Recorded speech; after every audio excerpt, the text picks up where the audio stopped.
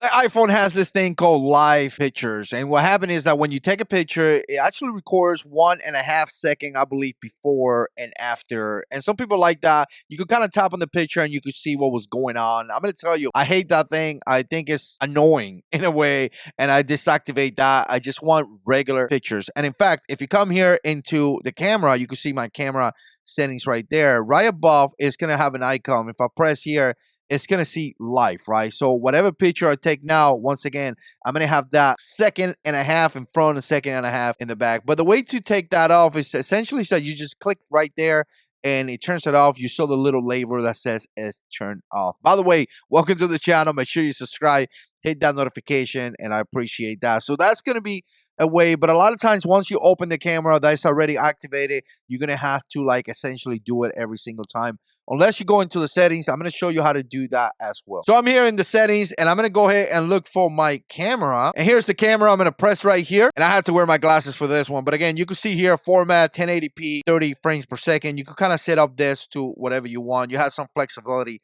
there as well. Some of the settings, once you open the camera, it's already going to show. So from here, it's going to be pretty simple. All you're going to do is click here where it says preserve settings. And once you click there, you're going to go all the way down. And as you can see, it says a live photo. So essentially what you want here is that you want to have that live photo on, because what that actually does is that essentially keeps whatever setting you have before. So if I turn this off and I leave it off like that right here in the bottom, what happens is that every single time I'm going to open the camera, it's going to go back to that live setting. As you can see right now, the setting is on. I have to click in here and it's off.